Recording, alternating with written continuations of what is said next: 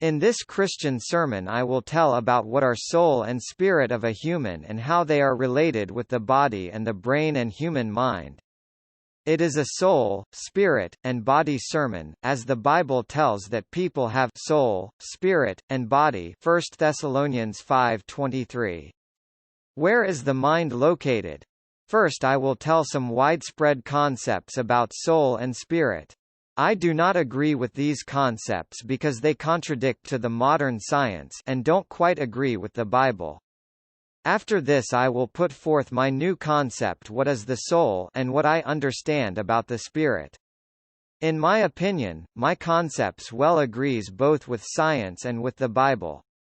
Some Christians think that soul is our mind and feelings and spirit is the link with God. So for example, famous Chinese Protestant preacher Watchman Nee taught, in the opinion of Watchman Nee, spirit consists of conscience, intuition, and communication with God. Watchman thought that conscience, intuition, and communication are the entities through we receive God's guidance, not our own mind or feelings. Once I asked questions to Bishop Eduard Grabovenko, what in his opinion are soul and spirit. He said that soul is our mind and feelings and spirit is the entity which connects us to God.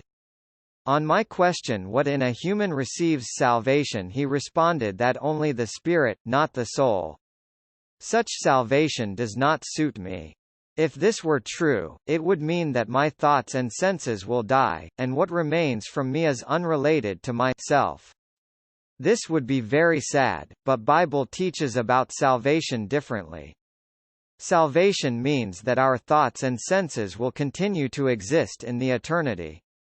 I think no need to persuade that Bible teaches about such real salvation. Another widespread viewpoint is that the soul is the entity containing feelings and the spirit of a human is the entity containing his mind, logic.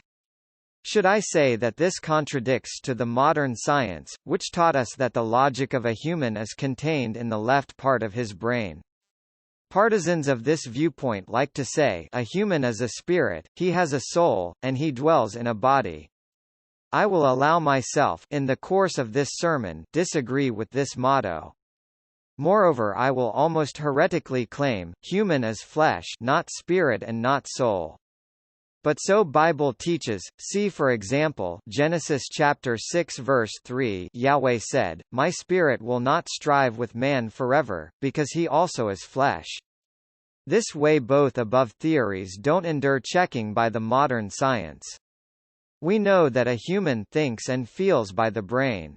The proof of this scientific fact is easy. We know that if the brain of a human is damaged, this changes his thoughts and feelings. So thoughts and feelings belong to the brain. Now after the excursus into history of theologies of other authors, I will now acquaint you with my own theories about what is soul and what is spirit. Honestly speaking, I cannot prove that I understand this topic correctly. But it seems to me, that my theory is the only way to coordinate together without contradictions modern science about functions of brain with Bible, including what Bible says about the soul of a human. I think that the soul is the backup copy of the brain. God makes backups of brains of people in the same way as we do a backup copy of data in our computer. Originally the man was created to till the ground. Genesis chapter 2 verse 15, Yahweh God took the man, and put him into the Garden of Eden to cultivate and keep it. That is, originally the man was created by God as a robot for tilling the ground. It's quite natural that with his creation God also gave its backup. For whom did God create the man? Originally the man was created to serve Baal. Baal in Hebrew means an owner, that is, he was the original owner of the man. Afterwards, after the fall into sin, the man was repurposed to serve his creator God Yahweh. Well, see my other sermons and books about this. Thus, a human thinks, feels, and is controlled by the brain and the hormones. It is a scientific fact, but he has eternal soul which is given by God, preserving his memories, feelings, and thoughts even after the death. Note that the soul is not just some, as now they say, thin astral body. The soul exists with God, not as a continuation of the body of a human, not where the human resides. Soul is immaterial, it is even not some thin matter. Soul is pure information. We dealt with the soul. Now about the spirit of a human. What is the spirit? Honestly, I poorly understand this. But in one thing we can be sure, the spirit is something higher than our mind. 1 Corinthians 14:2 For he who speaks in another language speaks not to men, but to God, for no one understands, but in the spirit he speaks mysteries. The spirit of a man knows a language which is unknown to his mind. So the aforementioned concept that the spirit is the mind of a human does not stand up to criticism. So the truth about the spirit is more like to the concept of watchman nay, the spirit is something higher what connects us to God. But I consider not right to equate the spirit with intuition and conscience, because often what we call intuition and conscience are just functions of the brain. So, I presented my theory of the soul which does not contradict the data of the modern science and also well agrees with Bible. I also touched the question what is the spirit? Some more notes, consider the verse Romans chapter 8 verse 24 we were saved in hope. Or I can propose another well-suited within it meaning, we were saved in a dream. One of the meanings of this verse is the following, our salvation consists of dream just like as a table may consist of wood. It is our dreams which come to the heaven, where they will be fulfilled. The dream is what remains from a man after the death. Let us dream.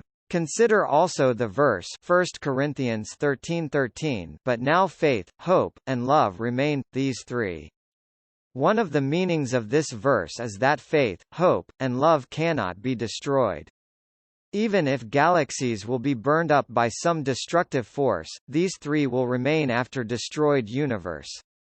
This is what God salvages from the world, faith, hope, and love. This is what remains from our soul forever. Let us enjoy that our dreams and also faith and love will survive this universe. And the last, speaking about the soul, I meant only what is called by Greek word psyche in New Testament. The word nephesh from Old Testament, which is also translated as soul, is something other. As it is clear from the first chapter of Genesis, nephesh belongs to all living organisms, but probably only human has soul, psyche. To know more about amazing Bible teachings, subscribe to this YouTube channel. To help the knowledge of the Bible to spread, press like button and also donate by clicking support in the channel header. God will reward you for the donation. Let God bless you. This Christian sermon was prepared by the evangelical preacher Victor Porton to help you with Bible study.